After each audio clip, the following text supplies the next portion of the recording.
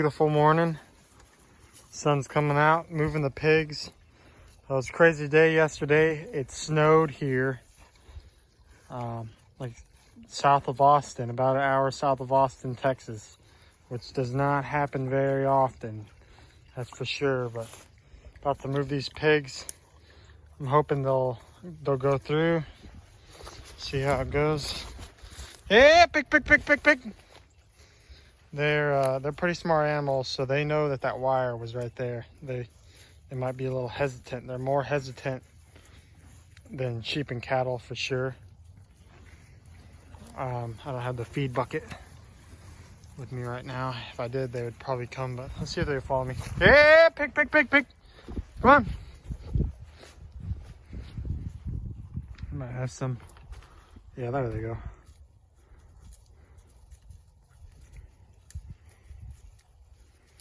So these pigs are anywhere from 12 to 10 weeks old, kind of a mixed batch here from a supplier locally, and he grows really high quality pigs. He's kind of a feeder operation, but also does his own meat sales, but he sells a majority of his weaned piglets. So like I said, there's some smaller ones. You see these little bit smaller ones here. They're about 10 weeks old, and these bigger ones, they're probably about 12 from what he told me. I've had these about 3 weeks now or so, 2 or 3 weeks. So I really enjoy raising pigs, and they're easier to raise than you would think. When I first heard about pastured pork, I thought, oh man, how the heck are you gonna keep pigs in a fence? Because I'm well experienced with wild feral hogs here in Texas, and there ain't nothing that'll stop a feral hog. And you see here, I have a barbed wire fence. Let me see if I can get a good, the light's weird right now, but I came in here. I have 2 hot wires.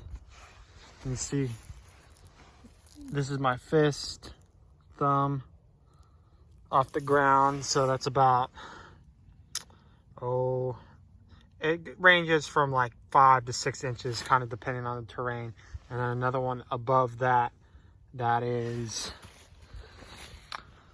one's about, depending on the terrain, like 10 inches to a foot. So that's a 5-strand barbed wire fence, and I have some more you can see here. My goal with this fence was to make it goat proof. So I'm going to experiment with that. I'm almost sure that it's not gonna be a problem with goats, but I just bought some goats, so we're going to do a little bit of experimenting with goats and all of this brush. So it's obviously winter right now, but we still have a lot of evergreen plants. And then obviously in the springtime, this place is just with everything that a goat would love to eat. It's hard to graze cattle and sheep in this kind of terrain. So if you can make money with pigs and goats, then I'm taking a resource that was otherwise unutilized, meaning as far as the grassland and grazing, and turning it into cash. So that's just something to think about on your land. If you have some ground that's wooded or not fit for grazing ruminant animals, like such as sheep and cattle. Obviously goats are ruminant animals, but they do prefer browse. Then maybe think about putting some goats and pigs. And I'm going to be making some more videos on running the goats and pigs, I wouldn't say together, but on the same piece of land, rotating them around, because I do not want my goats eating the pig feed just as a business profit standpoint. I want my pigs eating my pig feed, and I want the goats to eat the brush. And if they need any supplements, we'll do that as necessary. But I kind of want them to be tough goats. So we'll see how that goes. And you can see, so I'll just make a little, show you real quick. This is my paddock division. So it's very similar to what I do with my sheep and cattle. It's a little bit lower. So you see on the O'Brien, for this size, these size pigs, it's on the third one from the bottom.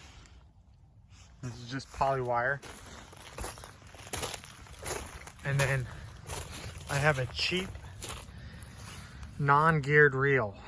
And there's no, if you're gonna be doing this, there's no sense in buying an expensive geared reel, because you're not gonna be moving these animals every day. I move them anywhere from 1 to 2 weeks, depending on the paddock, rain, yada yada, just kind of your eyeball. But there's no need to have an expensive geared reel. This is just a 1-to-1 crank.